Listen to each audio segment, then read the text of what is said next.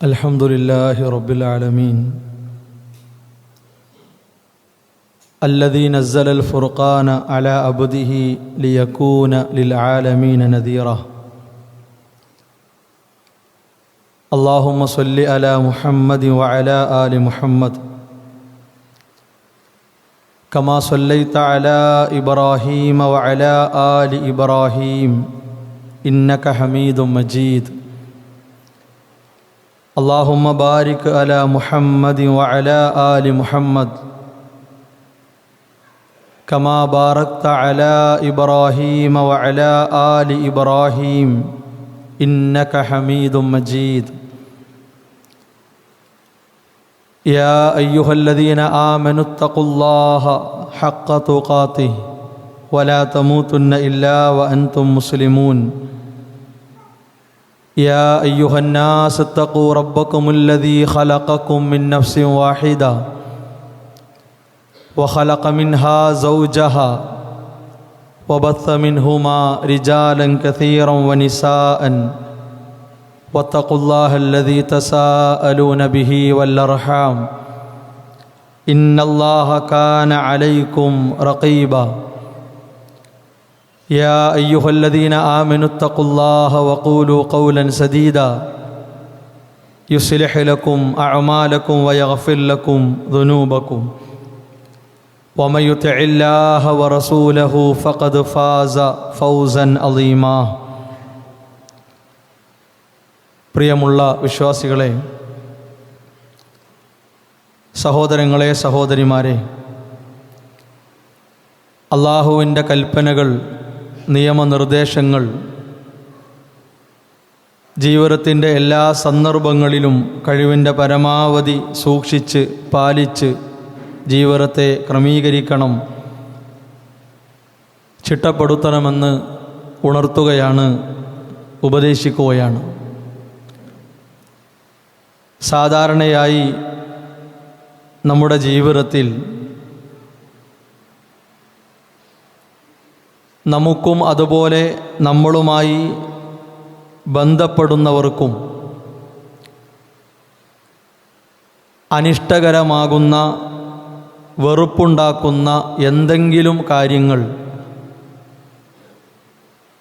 നമ്മുടെ ശരീരത്തിലോ വസ്ത്രത്തിലോ പരിസരങ്ങളിലോ ഉണ്ടായിക്കഴിഞ്ഞാൽ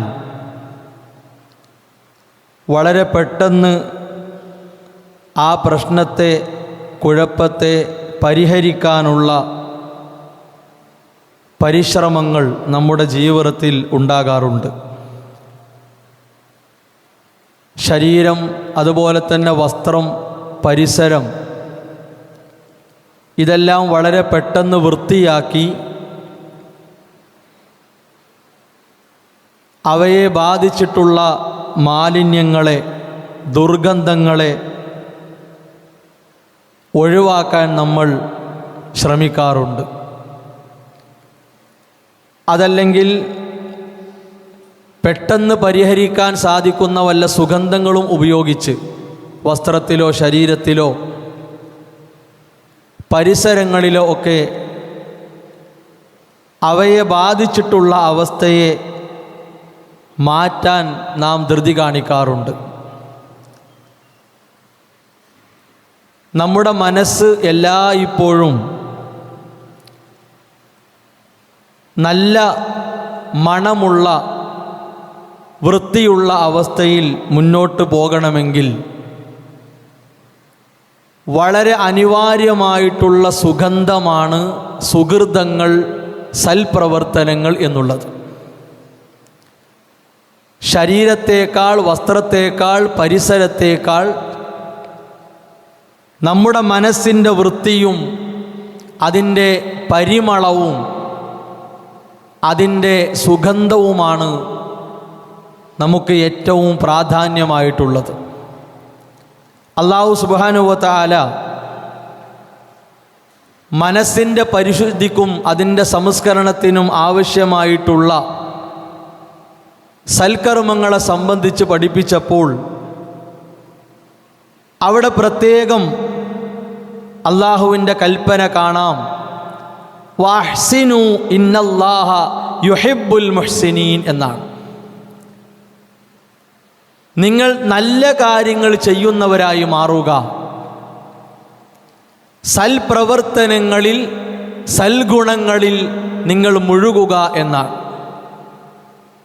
അല്ലാഹു സുബ്ഹാനഹു വ തആല നമ്മോട് കൽപ്പിച്ച ഒരു കാര്യമാണ്.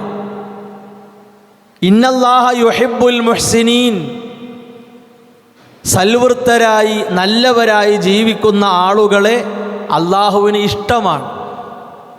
അള്ളാഹുവിൻ്റെ മഹബത്താണല്ലോ ഏറ്റവും കൂടുതലായി നമ്മൾ ആഗ്രഹിക്കുന്നത്. അള്ളാഹുവിൻ്റെ ഇഷ്ടത്തേക്കാൾ വേറെ ഒരാളുടെ ഇഷ്ടത്തെയും നമ്മൾ കൊതിക്കുന്നില്ല. ആരുടെ ഇഷ്ടവും അതിന് തുല്യമാവുകയില്ല. അതുകൊണ്ട് തന്നെ അള്ളാഹുവിൻ്റെ ഇഷ്ടം നമുക്ക് അനുകൂലമായി കിട്ടാൻ, ആ ഇഷ്ടത്തെ നമുക്ക് സ്വന്തമാക്കാൻ അല്ലാഹു സുബ്ഹാനഹു വ തആല ആവശ്യപ്പെട്ട കാര്യം നിങ്ങൾ നല്ലവരാവുക എന്നതാണ്. സ്വഭാവത്തിലും പെരുമാറ്റത്തിലും വിശ്വാസത്തിലും നിലപാടുകളിലും കുടുംബരംഗത്തും കൂട്ടുകാർക്കിടയിലും നാട്ടുകാർക്കിടയിലും അടുത്താണെങ്കിലും അകലെയാണെങ്കിലും നല്ലവനാവുക എന്ന അള്ളാഹുവിൻ്റെ കൽപ്പനയെ നമ്മുടെ ജീവിതവുമായി ചേർത്ത് വെക്കണം. കാരണം ഏത് സന്ദർഭത്തിലാണെങ്കിലും നാം ആഗ്രഹിക്കുന്നത് അള്ളാഹുവിൻ്റെ ഇഷ്ടമാണ്, നാട്ടുകാരുടെ ഇഷ്ടമല്ല, കൂട്ടുകാരുടെ ഇഷ്ടമല്ല, അകലെയുള്ളവരുടെ ഇഷ്ടമല്ല, അടുത്തുള്ളവരുടെ ഇഷ്ടമല്ല. നമുക്ക് ഏറ്റവും പ്രധാനം അള്ളാഹുവിൻ്റെ ഇഷ്ടമാണ്. മറ്റൊരായത്തിലൂടെ അല്ലാഹു സുബ്ഹാനഹു വ തആല പറഞ്ഞു, വഹ്സിൻ കമാ അഹ്സനല്ലാഹു ഇലൈക്. പ്രവാചകരെ, നിങ്ങൾ അള്ളാഹു നിങ്ങൾക്ക് നന്മ ചെയ്തു തന്നതുപോലെ നിങ്ങളും നന്മ ചെയ്യുന്ന ആളായി മാറണം. വളരെ ഗൗരവത്തോടുകൂടി നാം സ്വീകരിക്കേണ്ട ഒരു കൽപ്പനയാണ്. നോക്കൂ, നിങ്ങൾ ഇന്ന് നമ്മുടെ ജീവിതത്തിൽ അനുഭവിക്കുന്ന എന്തൊക്കെ സൗകര്യങ്ങളുണ്ടോ, എന്തെല്ലാം സുഖങ്ങളുണ്ടോ, അതിൻ്റെ എല്ലാം അധികാരി ആരാണ്? അള്ളാഹുവാണ്. നമുക്ക് ഭക്ഷണമായി, വെള്ളമായി, വസ്ത്രമായി, വായുവായി, വീടായി, വാഹനമായി, മക്കളായി നമുക്ക് അള്ളാഹു സംവിധാനിച്ച സൗകര്യങ്ങൾ എത്രയാണ്? ആ സൗകര്യങ്ങളെല്ലാം നമുക്ക് തന്ന അള്ളാഹു നമ്മോട് കൽപ്പിക്കുന്നു, അള്ളാഹുവിലേക്ക് നിങ്ങൾ നന്മയുള്ളവരാകണം. എന്താ സഹോദരങ്ങളെ ഈ കൽപ്പനയുടെ താല്പര്യം? ഒരുപാട് സുഖങ്ങൾക്ക്, ആനന്ദങ്ങൾക്ക് നടുവിൽ ജീവിക്കുന്ന നമ്മൾ അഹങ്കാരികളായി, താന്തോന്നികളായി, വൃത്തികെട്ടവരായി, മുഷിഞ്ഞവരായി മാറാൻ പാടില്ല. നാം ഒരിക്കലും മാലിന്യ കൂമ്പാരങ്ങൾക്ക് നടുവിലല്ല. മാലിന്യ കൂമ്പാരങ്ങൾക്ക് നടുവിൽ നമ്മുടെ ഒരു വസ്ത്രമോ ഒരു വീടോ, നമ്മൾ തന്നെയും മാലിന്യ കൂമ്പാരങ്ങൾക്ക് നടുവിൽ കയറി നിന്ന് എന്താ സംഭവിക്കുക? അവിടെയുള്ള അണുക്കൾ, അതുപോലെ പ്രാണികൾ, അവിടെയുള്ള മാലിന്യം നമ്മുടെ വസ്ത്രത്തിൽ, നമ്മുടെ ദേഹത്തിൽ അതൊക്കെ പറ്റിപ്പിടിച്ച് സ്വാഭാവികമാണ് നമ്മളും ഒരു മലിന വസ്തുവായി മാറ്റപ്പെടും, അതുറപ്പാണ്. പക്ഷേ നമ്മൾ ദുന്യാവിൽ എവിടെയാണ്? മല പോലെ അനുഗ്രഹങ്ങൾ കുമിഞ്ഞു കൂടിയതിൻ്റെ നടുവിലാണ്, പരന്നു കിടക്കുന്ന അനുഗ്രഹങ്ങൾക്ക് നടുവിലാണ് നമ്മൾ. ഈ അനുഗ്രഹങ്ങളെ മുഴുവൻ നമുക്ക് സംവിധാനിച്ച അള്ളാഹുവിന് നന്ദി കാണിക്കുക എന്ന ഏറ്റവും സുപ്രധാനമായ ഒരു കാര്യം, അതാണ് അല്ലാഹു സുബ്ഹാനഹു വ തആല നമ്മിൽ നിന്ന് ആവശ്യപ്പെട്ടത്. നമ്മുടെ മനസ്സ് നന്നായാൽ വാക്ക് നന്നാവുകയാണ്, പ്രവർത്തനങ്ങൾ നന്നാവുകയാണ്. ഒരു വാഹനത്തിൻ്റെ എൻജിൻ നന്നായാൽ സഹോദരങ്ങളെ, ആ വാഹനത്തിലെ യാത്ര എത്ര സുഖമാണ്. എൻജിൻ നന്നായാൽ അതിൻ്റെ എല്ലാ അവയവങ്ങളും നമുക്ക് ഉപയോഗപ്പെടുത്താം. നമ്മുടെ ശരീരത്തിൽ മനസ്സെന്ന അവയവം നന്നായാൽ അതിൻ്റെ എല്ലാ ഭാഗങ്ങളും അതിനനുസരിച്ച് മാറ്റങ്ങൾക്ക് വിധേയമാക്കപ്പെടും എന്നാണ്. കൈകളും കാലുകളും കാതുകളും കണ്ണുകളും ശരീരം മുഴുക്കെ അള്ളാഹുവിന് നന്ദി കാണിക്കുന്ന ഒരു യഥാർത്ഥ രൂപമായി മാറ്റപ്പെടും എന്ന കാര്യത്തിൽ സംശയമില്ല. ഇത് അല്ലാഹു സുബ്ഹാനഹു വ തആല നമ്മോട് ആവശ്യപ്പെട്ട ഒരു കാര്യമാണ്. മഹാനായ പണ്ഡിതൻ ഷെയ്ഖ് നാസിറു സഅദി റഹിമഹുല്ലാ വളരെ അറിയപ്പെട്ട ഇമാമാണ് അദ്ദേഹം. വിശുദ്ധ ഖുർആനിന് വ്യാഖ്യാനം എഴുതിയ വളരെ പ്രഗത്ഭനായ പണ്ഡിതനാണ് അദ്ദേഹം.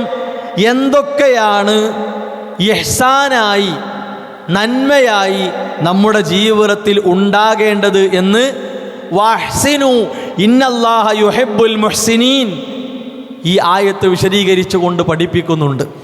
അതിൽ അദ്ദേഹം ഒന്നാമതായി എണ്ണിയത് വയദ്ഖുലു ഫീഹിൽ ഇഹ്സാനു ബിൽ ജാഹ് എന്നാണ്. ഒരാൾക്ക് ദുനിയാവിൽ അള്ളാഹു കണക്കാക്കിയ ഒരു സ്ഥാനം, ഒരു അധികാരം, ഒരു പ്രത്യേകമായ ബഹുമതി കിട്ടുക, അയാൾ നാട്ടിൽ പല സ്ഥാനങ്ങൾ കൊണ്ടും അറിയപ്പെട്ട ആളായി മാറിയാൽ സഹോദരങ്ങളെ, ആ സ്ഥാനത്തെ അയാൾ നല്ല നിലക്ക് ഉപയോഗപ്പെടുത്തണം എന്നാണ്. കിട്ടിയ സ്ഥാനത്തെ ചൂഷണം ചെയ്യുകയല്ല, അതുകൊണ്ട് വലിയ അധികാരം ചമയുകയല്ല, മറിച്ച് എന്തു വേണം, ആവശ്യക്കാർക്ക് ശുപാർശ പറയുന്നവനായി അവൻ മാറണം എന്നാണ്. അവൻ അള്ളാഹു കൊടുത്ത ഒരു പഞ്ചായത്തിലെ, അല്ലെങ്കിൽ ഒരു നാട്ടിലെ, ഒരു ജില്ലയിലെ, ഒരു മണ്ഡലത്തിലെ, ഒരു ശാഖയിലെ, ഒരു പ്രദേശത്തെ എന്തെങ്കിലും ഒരു അംഗീകാരം അയാൾക്ക് കിട്ടിക്കഴിഞ്ഞാൽ അതൊരിക്കലും ദുരുപയോഗം ചെയ്യലല്ല. ദുരുപയോഗം ചെയ്യൽ കടുത്ത അനീതിയാണ്, അത് അക്രമമാണ്, ഒരിക്കലും പാടില്ല. ആ സ്ഥാനത്ത് നിന്നുകൊണ്ട് അയാൾക്ക് ചെയ്യാവുന്ന എല്ലാ നന്മകളും ചെയ്തു കൊടുക്കുക. നോക്കൂ, നിങ്ങൾ ഒരു വിശ്വാസിയാണെങ്കിൽ സഹോദരങ്ങളെ, ഇവിടെ ദുന്യാവിൽ കിട്ടിയ രാഷ്ട്രീയ രംഗത്തെ അധികാരം പോലും അയാൾക്ക് പരലോകത്ത് ഉപകരിക്കും എന്നാണ്. മതരംഗത്ത് നമുക്ക് ലഭിച്ച ഒരു സ്ഥാനം അത് പരലോകത്ത് ഉപകരിക്കും എന്നാണ്, ഒരു നഷ്ടവും ഇല്ല. പിന്നെയോ വയദ്ഖുലു ഫീ ദാലിക അൽ ഇഹ്സാനു ബിൽ അംരി ബിൽ മഅറൂഫ് വന്നഹി അനിൽ മുൻകർ. നന്മ കൽപ്പിക്കുക, തിന്മ വിരോധിക്കുക എന്നത് ഈ നന്മയിൽപ്പെട്ടതാണ്. നമുക്ക് ഖുതുബയിലൂടെ, ക്ലാസ്സിലൂടെ, ഒരു ലേഖനം വായിച്ചുകൊണ്ട്, ഒരു പ്രഭാഷണം കേട്ട്, ഒരു ക്ലാസ്സിൽ ഇരുന്ന് അതുവഴി നമുക്ക് ലഭിച്ച ഒരു നന്മ, ഒരു അറിവ്, പ്രിയപ്പെട്ടവരെ, ഒരു ചെറിയ വോയിസായി, ഒരു ചെറിയ ടെക്സ്റ്റ് മെസ്സേജായി വാട്സാപ്പിലൂടെ കൈമാറിയാൽ വഹ്സിനു, നിങ്ങൾ നന്മ ചെയ്യുക എന്ന കൽപ്പനയെ നമ്മൾ അന്വർത്ഥമാക്കുകയാണ്. ഒരു തിന്മയുടെ അപകടത്തെ, അതിൻ്റെ ഗൗരവത്തെക്കുറിച്ചുള്ള അറിവ് നമുക്ക് ലഭിച്ചു. നമ്മുടെ കുടുംബ ഗ്രൂപ്പിൽ, കൂട്ടുകാർക്കിടയിൽ, അല്ലെങ്കിൽ ചില ആളുകൾക്ക് വ്യക്തിപരമായി നമ്മൾ മെസ്സേജ് കൊടുത്താൽ തിന്മയെ തടയുക എന്ന മഹത്തായ നന്മ ചെയ്യൽ അതിലൂടെ സാക്ഷാത്കരിക്കപ്പെടുകയാണ്. പല ആളുകൾക്കും അറപ്പും വെറുപ്പുമാണ്. നന്മ കൽപ്പിക്കുക എന്ന മാർഗത്തിലേക്ക് ഒരു ലഘുലേഖ കൊടുക്കാൻ, ചില വീട്ടിൽ കയറി ചെന്ന് ദീനിൻ്റെ സന്ദേശം കൈമാറാൻ, ഒരു ക്ലാസ്സിലേക്ക് വിളിക്കാൻ, ഒരു മീറ്റിങ്ങിലേക്ക് വിളിക്കാൻ, ഒരു പ്രത്യേകമായ പരിപാടിയിലേക്ക് വിളിക്കാൻ നമ്മൾ ഏൽപ്പിക്കപ്പെട്ടാൽ നമുക്ക് അറപ്പ് തോന്നുക, നമുക്ക് വെറുപ്പ് തോന്നുക. എന്തിനോടാ സഹോദരങ്ങളെ നമുക്ക് തോന്നുന്നത്? വഹ്സിനു ഇന്നല്ലാഹ യുഹിബ്ബുൽ മുഹ്സിനീൻ, നല്ലവരായി മാറുക, അത്തരക്കാരെ അള്ളാഹുവിന് ഇഷ്ടമാണ് എന്ന ഖുർആനിൻ്റെ കൽപ്പനയോട് അറപ്പും വെറുപ്പുമുള്ള ഒരു തടിയായി നമ്മൾ മാറ്റപ്പെടുക എന്ന് പറഞ്ഞാൽ എത്രത്തോളം ഗൗരവമാണ്, എത്രത്തോളം വലിയ തെറ്റാണ് സ്വന്തത്തോട് നമ്മൾ ചെയ്യുന്നത്. അതുകൊണ്ട് പ്രിയപ്പെട്ടവരെ, പ്രബോധനം എന്നത്, ദഅവത്ത് എന്നത്, അള്ളാഹുവിൻ്റെ ദീൻ സമൂഹത്തിൽ പരസ്യപ്പെടുത്തുക, അത് പ്രചരിപ്പിക്കുക എന്നത് അള്ളാഹുവിൻ്റെ വലിയ കൽപ്പനയാണ്. ആ കൽപ്പനയെ അന്വർത്ഥമാക്കാൻ, ശിരസാ വഹിക്കാൻ വിശ്വാസികളായ ഓരോരുത്തർക്കും സാധിക്കേണ്ടതുണ്ട്. പിന്നെ നോക്കൂ നിങ്ങൾ, വതഅലീമുൽ ഇൽമിൻ നാഫിഅ, ഉപകാരപ്രദമായ അറിവ് നമ്മൾ പഠിപ്പിച്ചു കൊടുക്കുക. നമ്മളെ കൊണ്ട് സാധിക്കും, നമുക്ക് വിവരമുണ്ടെങ്കിൽ മദ്രസയിലെ ഒരു ഉസ്താദാവുക. അതേപോലെ തന്നെ കഴിവുള്ളവർ ഖുർആനും ഹദീസും ഒക്കെ പഠിപ്പിക്കുന്നവരാവുക. അള്ളാഹുവിൻ്റെ ദീൻ പഠിപ്പിക്കുന്ന കോളേജുകൾ, സംരംഭങ്ങൾ, അതിലൊക്കെ ഉത്തരവാദിത്വം നിർവഹിക്കുക. ഇത് അള്ളാഹുവിൻ്റെ കൽപ്പനയാണ്. വയദ്ഖുലു ഫീ ദാലിക ഖളാഉ ഹവായിജിൻ നാസ്, മനുഷ്യരുടെ ആവശ്യങ്ങൾ നിറവേറ്റിക്കൊടുക്കുക. ഒരു മനുഷ്യൻ, പച്ചയായ മനുഷ്യൻ, അവൻ്റെ ഒരു പ്രശ്നം പറഞ്ഞു. ഏത് ജാതിയിൽപ്പെട്ടവനാകട്ടെ, ഏത് മതത്തിൽപ്പെട്ടവനാകട്ടെ, ഏത് ആശയത്തിൽപ്പെട്ടവനാകട്ടെ, അവൻ മനുഷ്യനാണോ, അവൻ്റെ ആവശ്യം ന്യായമാണോ, അത് നിർവഹിച്ചു കൊടുക്കാൻ, അത് പരിഹരിച്ചു കൊടുക്കാൻ നമ്മൾ ഇടപെടുക എന്നത് വിശുദ്ധ ഇസ്ലാം നമ്മളോട് പഠിപ്പിച്ച മനുഷ്യത്വമാണ്, സാമൂഹ്യ ബോധമാണ്. ഇത് കൂട്ടരെ നമുക്കില്ലെങ്കിൽ ഇനി ആർക്കാ ഉണ്ടാകുക? ന്യായമായും കടത്തിൽ കുടുങ്ങിയ ഒരാൾ, അയാളെ നമ്മളെ കൊണ്ട് സാധിക്കുമെങ്കിൽ ഒന്ന് കരകയറ്റുക. അർഹതപ്പെട്ട ആളുകൾ അവർക്കുള്ള സ്വതക്കയായി, സക്കാത്തായി കൊടുക്കേണ്ട അവകാശം അത് പെട്ടെന്ന് എത്തിച്ചു കൊടുക്കുക. അത് അല്ലാഹു സുബ്ഹാനഹു വ തആല നമ്മളോട് കൽപ്പിച്ച കാര്യമാണ്. രോഗം മൂലം പ്രയാസപ്പെടുന്നവർ, അന്തി ഉറങ്ങാൻ വീടില്ലാതെ പ്രയാസപ്പെടുന്നവർ, ജോലിയില്ലാതെ പട്ടിണി കിടക്കുന്നവർ, അവർക്ക് വേണ്ട ഒരു മാന്യമായ ഇടപെടൽ, ഒരു ക്രമീകരണം അതവരെ നിരീക്ഷിച്ച് ചെയ്തു കൊടുക്കുക എന്നത് വിശുദ്ധ ഇസ്ലാമിൻ്റെ അധ്യാപനമാണ്. അവിടെ പ്രത്യേകം ആളുകളുടെ പ്രയാസങ്ങൾ, ബുദ്ധിമുട്ടുകൾ നീക്കിക്കൊടുക്കുക. അതുപോലെ തന്നെ വഇയാദത്തി മറളാഹും, രോഗിയായി കിടക്കുന്നവരുണ്ടാകും, അറിഞ്ഞാൽ കൂട്ടരെ അവരെ സമീപിക്കുക, അവരെ ആശ്വസിപ്പിക്കുക, അവർക്ക് വേണ്ടി പ്രാർത്ഥിക്കുക. എന്താണ് നമ്മളെ കൊണ്ട് ശാരീരികമായി, സാമ്പത്തികമായി ചെയ്തു കൊടുക്കാൻ പറ്റുന്നത് നമ്മൾ ചെയ്തു കൊടുക്കണം. ഇതൊന്നും വെറും ഒരു സാമൂഹ്യ പ്രവർത്തനം മാത്രമല്ല. ഈമാനുണ്ടെങ്കിൽ നാളെ സ്വർഗത്തിലേക്കുള്ള സമ്പാദ്യമാണ്. ഈമാനില്ലെങ്കിലോ അത് സമൂഹത്തിലെ താൽക്കാലിക നേട്ടങ്ങൾക്ക് വേണ്ടി, ലാഭങ്ങൾക്ക് വേണ്ടിയുള്ള ഒരു പണിയാണ്, അത്രയേ ഉള്ളൂ. ഈമാനുണ്ടെങ്കിൽ, ഇസ്ലാമിനെക്കുറിച്ച് ബോധമുണ്ടെങ്കിൽ, ഞാനൊരു മുസ്ലിമാണെന്ന തിരിച്ചറിവുണ്ടെങ്കിൽ, കൂട്ടരെ എവിടെ വാർത്ത വന്നില്ലെങ്കിലും, ആര് ചർച്ചയാക്കിയില്ലെങ്കിലും, 10 ആളുകളുണ്ട്, 9 ആളുകളെ പേര് പറഞ്ഞു, നമ്മുടെ പേര് പറയപ്പെട്ടില്ലെങ്കിലും നമ്മുടെ മനസ്സിൽ സമാധാനിക്കാം. എൻ്റെ റബ്ബിൻ്റെ പട്ടികയിൽ, എൻ്റെ റബ്ബിൻ്റെ കോടതിയിൽ അർഹിച്ചത് കിട്ടും എന്ന നിലക്ക് നമുക്ക് സമാധാനിക്കാം. പിന്നെ അതിൻ്റെ കൂട്ടത്തിൽ അദ്ദേഹം പറഞ്ഞു, വൈആനതു മൻ യഅമലു അമലൻ വൽ അമലു ലിമൻ ലാ യുഹ്സിനുൽ അമൽ. ഒരാളൊരു ജോലി ചെയ്തുകൊണ്ടിരിക്കുക, ഒരു ഭാരമുള്ള കാര്യം അയാൾ ചുമന്നുകൊണ്ടിരിക്കുന്നു, എടുത്തുകൊണ്ടിരിക്കുന്നു. പ്രിയപ്പെട്ടവരെ, ഒരു കൈ വെച്ചുകൊണ്ട് സഹായിക്കൽ, നമ്മളെ തോള് വെച്ചുകൊണ്ട് സഹായിക്കൽ, നമുക്ക് സാധിക്കുമെങ്കിൽ കൂട്ടമായി നമ്മളൊന്ന് സഹായിക്കൽ അല്ലാഹു സുബ്ഹാനഹു വ തആല പഠിപ്പിച്ചു. നന്മ ചെയ്യലാണ്. ഒരാളൊരു ജോലി ചെയ്യുന്നു, അയാൾക്ക് നന്നായി ചെയ്യാൻ കഴിയുന്നില്ല, അയാൾ പ്രയാസപ്പെടുകയാണ്, കുറേ ബുദ്ധിമുട്ടുകയാണ്, എങ്ങനെ ചെയ്താലും ശരിയാകുന്നില്ല.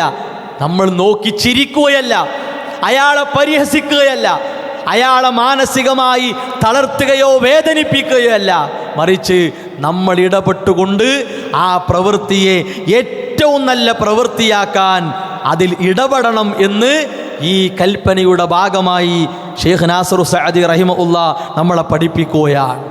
ഇങ്ങനെ ഒരുപാട് സാമൂഹികമായി, കുടുംബപരമായി, വ്യക്തിപരമായി നമുക്ക് ഇടപെടാവുന്ന നന്മകളെ ഇതിൽ കൊണ്ടുവരികയാണ്.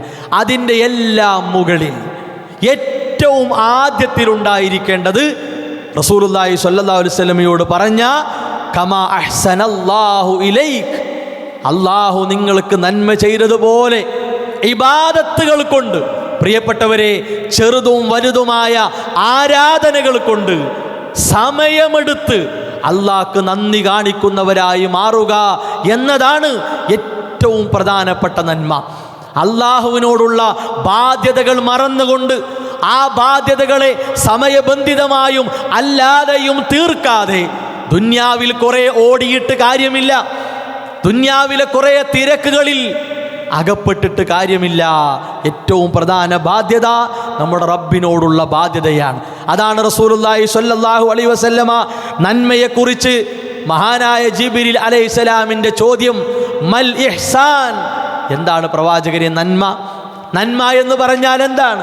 റസൂലുള്ളാഹി സ്വല്ലല്ലാഹു അലൈഹി വസല്ലം പറഞ്ഞു, അൻ തഅബുദല്ലാഹ് കഅന്നക തറാഹ്, നീ അല്ലാഹനെ ആരാധിക്കലാണ്, അവനെ കാണുന്നു എന്ന രൂപത്തിൽ നമ്മൾ അല്ലാഹനെ ആരാധിക്കണം.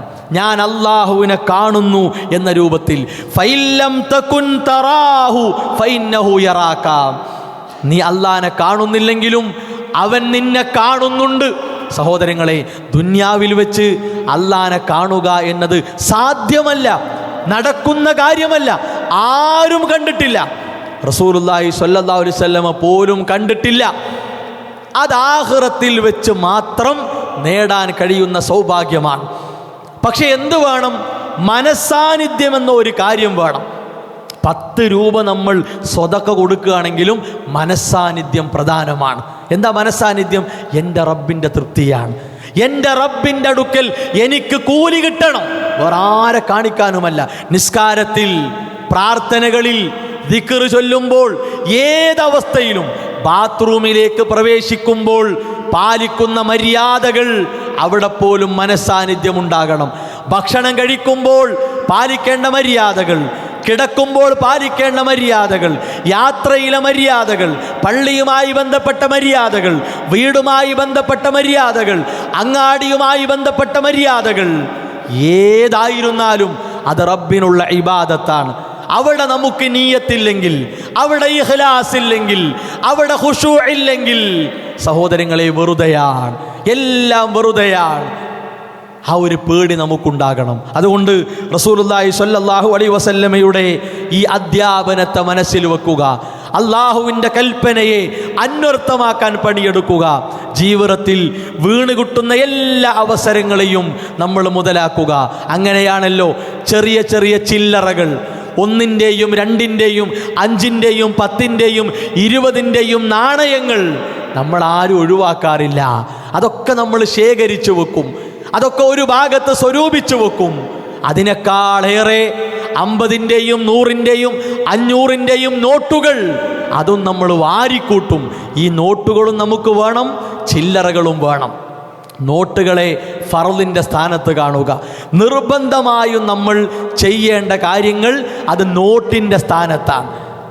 അതേപോലെ ഐച്ഛികമായി നമ്മൾ ചെയ്യേണ്ട സുന്നത്താക്കപ്പെട്ട കാര്യങ്ങളെ ചില്ലറൻ്റെ സ്ഥാനത്തും കാണുക.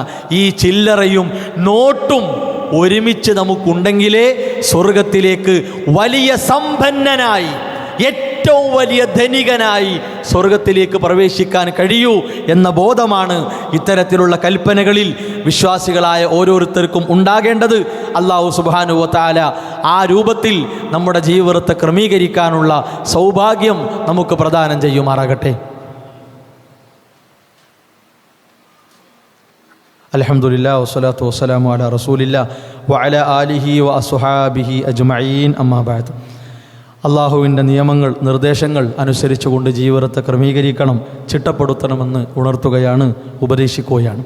വിശ്വാസികളായ ഓരോരുത്തരും സന്തോഷത്തിൻ്റെ, ആനന്ദത്തിൻ്റെ സുദിനത്തിലൂടെയാണ്, മണിക്കൂറുകളിലൂടെയാണ് ജീവിതത്തെ മുന്നോട്ട് നയിച്ചു കൊണ്ടിരിക്കുന്നത്. ഇന്ന് യൗമുൽ ഖർറാണ്, അഥവാ അയ്യാമു തശ്രീഖിലെ 1-ാമത്തെ ദിവസം യൗമുൽ ഖർറ് എന്നാണ് അറിയപ്പെടുക. യൗമുൽ ഖർറ് എന്ന് പറഞ്ഞാൽ ഹാജിമാർ പ്രത്യേകം മിനായിലേക്ക് വന്ന് അവിടെ കഴിഞ്ഞുകൂടുന്ന ഒരവസ്ഥയാണ്. അതുകൊണ്ടാണ് യൗമുൽ ഖർറ് എന്ന് ബലിപെരുന്നാൾ കഴിഞ്ഞ അടുത്ത ദിവസത്തെ റസൂലുള്ളാഹി സ്വല്ലല്ലാഹു അലൈഹി വസല്ലമ പരിചയപ്പെടുത്തിയത്. അപ്പോൾ യൗമുൽ ഖർറിലാണ് നമ്മൾ ഉള്ളത്. ഈ ദിവസത്തിൻ്റെ പ്രത്യേകത, നന്നായി തിന്നാനും കുടിക്കാനുമൊക്കെ ഇസ്ലാം പ്രത്യേകം കൽപ്പിച്ച ദിവസമാണ്. ധൂർത്തും ദുർവ്യയവും കാണിക്കാതെ നമുക്കാവശ്യമുള്ള ഹലാലാക്കപ്പെട്ട കാര്യങ്ങൾ കുടുംബത്തോടൊപ്പം ഒരുമിച്ച് കഴിക്കാനും കുടിക്കാനുമൊക്കെയുള്ള ദിവസമാണ്. അത് പ്രത്യേകം പറയേണ്ട ആവശ്യമില്ല. പക്ഷേ ഇസ്ലാം ഊന്നി പറഞ്ഞ ഒരു വിഷയമാണ്. അത്തരം സന്തോഷങ്ങളെ മാനിക്കാനും പരിഗണിക്കാനും ഓരോ വിശ്വാസികളും കുടുംബത്തിൽ ശ്രദ്ധിക്കണം എന്ന് പ്രത്യേകം ഈ സന്ദർഭത്തിൽ ഉണർത്തുകയാണ്. അതേപോലെ തന്നെ ഈ ദിവസങ്ങളൊക്കെ നമ്മൾ, അഥവാ നാളെ ഇൻഷാ അല്ലാഹ്, നാളെ പിന്നെ അസർ കഴിയുന്നത് വരെ നമ്മൾ തക്ബീറിൽ കഴിയേണ്ട ഒരു ദിവസം കൂടിയാണ്. അയ്യാമു തശ്രീഖ് 11, അതുപോലെ തന്നെ 10 കഴിഞ്ഞാൽ 11, 12, 13, 13ൻ്റെ അസർ വരെ നമ്മൾ തക്ബീറിൽ ഉണ്ടാകണം. നിസ്കാര ശേഷവും ഒഴിവുള്ള സമയത്തൊക്കെ നമ്മൾ തക്ബീറിൽ മുഴുകണം. അപ്പോൾ തക്ബീർ ചൊല്ലുമ്പോൾ ചില ആളുകളൊക്കെ വിചാരിച്ചത് നിസ്കാരം സലാം വീട്ടിക്കഴിഞ്ഞാൽ ഉടനെ തന്നെ ഇമാമ് കുറേ തക്ബീർ എല്ലാവരും കൂടി അങ്ങനെ ചൊല്ലണം, ഒന്നുകിൽ ഇമാം ചൊല്ലണം, മറ്റുള്ളവർ ഏറ്റു ചൊല്ലണം, അല്ലെങ്കിൽ പ്രത്യേക ഈണത്തിലും താളത്തിലും ഒക്കെ തക്ബീർ ചൊല്ലണം. അങ്ങനെയൊന്നുമില്ല. നിസ്കാര ശേഷം നമ്മൾ കാര്യമായി ശ്രദ്ധിക്കേണ്ട ദിക്റുകളും ദുആകളൊക്കെ ഉണ്ടല്ലോ, അതെല്ലാം കഴിഞ്ഞിട്ട് ഓരോരുത്തർക്കും സാധിക്കുന്ന പോലെ ചെറുതായി ശബ്ദം ഉയർത്തിയിട്ടോ അല്ലാതെയോ ഒക്കെ എന്ത് ചെയ്യുക, അല്ലാഹു അക്ബർ അല്ലാഹു അക്ബർ അല്ലാഹു അക്ബർ ലാ ഇലാഹ ഇല്ലല്ലാഹു അല്ലാഹു അക്ബർ അല്ലാഹു അക്ബർ വലില്ലാഹിൽ ഹംദ്, ആ ദിക്ർ ആ തക്ബീർ അങ്ങനെ ചൊല്ല. അപ്പോൾ ഇനി ഒരാൾ ചൊല്ലിയില്ല, ഇമാമ് ചൊല്ലിയില്ലല്ലോ, എന്താ ചൊല്ലാത്തത്, അങ്ങനെ കാത്തു നിൽക്കേണ്ട ആവശ്യമില്ല. ഈ നിസ്കാര ശേഷമുള്ള ദിക്റുകളും മറ്റൊന്നും ചൊല്ലാതെ ആളുകളിങ്ങനെ 3ഓ 5ഓ വട്ടമൊക്കെ തക്ബീർ ചൊല്ലിയിട്ട് പിന്നെ എണീറ്റ് പോകുക എന്ന് പറഞ്ഞാൽ നിസ്കാര ശേഷം നാം നിർവഹിക്കേണ്ട ബാധ്യതകളോട് അലംഭാവം, അശ്രദ്ധ കാണിക്കുന്ന ഒരവസ്ഥ അവിടെയുണ്ട്. അത് വരാതിരിക്കാൻ പ്രത്യേകം നമ്മൾ ശ്രദ്ധിക്കണം. നിസ്കാരം കഴിഞ്ഞാൽ നമ്മൾ ചെയ്യേണ്ട കാര്യങ്ങളൊക്കെ ചെയ്യുക. ചിലപ്പോൾ എല്ലാം കഴിഞ്ഞിട്ട് ഇമാമി ചിലപ്പോൾ എന്ത് ചെയ്യും, അല്ലാഹു അക്ബർ അല്ലാഹു അക്ബർ അല്ലാഹു അക്ബർ എന്ന് പറയും. അപ്പോൾ വേണേൽ നമുക്ക് കൂട്ടത്തിൽ എന്ത് ചെയ്യുക, അതിൻ്റെ കൂടെ അങ്ങനെ ചൊല്ല, അല്ലെങ്കിൽ ഒറ്റക്കൊറ്റക്ക് ചൊല്ല, അല്ലെങ്കിൽ പള്ളിയിൽ നിന്ന് പുറത്തു പോയിട്ട് ചൊല്ല. ഏത് രൂപത്തിലും ആ കാര്യം നമുക്ക് നിർവഹിക്കാം. ഇത്ര എണ്ണമെന്നൊന്നുമില്ല, ഏറ്റവും ചുരുങ്ങിയത് 3എങ്കിലും ചൊല്ല, 5ഓ എത്ര വേണമെങ്കിലും നമുക്ക് എന്ത് ചെയ്യാം, ചൊല്ല. അപ്പോൾ ആ നിലക്ക് തക്ബീറുകൾ ചൊല്ലി ഈ അയ്യാമുത്ത് ശരീഖിൻ്റെ അസർ വരെ നമ്മൾ ഉണ്ടാകാൻ പ്രത്യേകം ശ്രദ്ധിക്കണം. ആ ഒരു സുന്നത്തിനെ നമ്മൾ കാര്യമായി തന്നെ പരിഗണിക്കണം എന്നുകൂടി ഈ സന്ദർഭത്തിൽ ഉണർത്തുകയാണ്. അല്ലാഹു സുബ്ഹാനഹു വ തആല എല്ലാ നന്മകളുമായി നമ്മുടെ ജീവിതത്തെ ബന്ധപ്പെടുത്താനുള്ള തൗഫീഖ് നമുക്ക് പ്രദാനം ചെയ്യുമാറാകട്ടെ. നമ്മുടെ ജീവിതത്തിൽ വന്ന ചെറുതും വലുതുമായ അബദ്ധങ്ങൾ അള്ളാഹു വിട്ടുപുറത്ത് മാപ്പാക്കി തരുമാറാകട്ടെ. ലാ ഇലാഹ ഇല്ലല്ലാഹ് മുഹമ്മദ് റസൂലുള്ളാഹ് മരണം വരെ മുറുകെ പിടിച്ചുകൊണ്ട് ജീവിക്കാനുള്ള സൗഭാഗ്യം അള്ളാഹു നമുക്ക് പ്രദാനം ചെയ്യുമാറാകട്ടെ. ശാരീരികമായും മാനസികമായും മതപരമായും കുടുംബപരമായും പ്രയാസപ്പെടുന്ന ഒരുപാട് ആളുകൾ സമൂഹത്തിലുണ്ട്. അവരുടെ പ്രയാസങ്ങൾ, ബുദ്ധിമുട്ടുകൾ അള്ളാഹു ദൂരീകരിച്ചു കൊടുക്കുമാറാവട്ടെ. നമ്മിൽ നിന്ന് മരണപ്പെട്ട മാതാപിതാക്കൾ, മക്കൾ, വിശ്വാസികൾ, പണ്ഡിതന്മാർ, പ്രബോധകർ, അവർക്ക് അള്ളാഹു മഗ്ഫിറത്തും റഹ്മത്തും പ്രദാനം ചെയ്യുമാറാകട്ടെ. റബ്ബനാ തഖബ്ബൽ മിന്നാ റബ്ബനാ ലാ തുസിഗ് ഖുലൂബനാ ബഅദ ഇദ് ഹദൈതനാ വഹബ് ലനാ മിൻ ലദുൻക റഹ്മ ഇന്നക അൻതൽ വഹാബ്. റബ്ബനാ ഹബ് ലനാ മിൻ അസ്വാജിനാ വദുർരിയാതിനാ ഖുർറത അയുനിൻ വജഅൽനാ ലിൽ മുത്തഖീന ഇമാമാ. റബ്ബനാ ആതിനാ ഫിദ് ദുനിയാ ഹസന വഫിൽ ആഖിറതി ഹസനതൻ വഖിനാ അദാബൻ നാർ. ആമീൻ ആമീൻ ബിറഹ്മതിക യാ അർഹമർ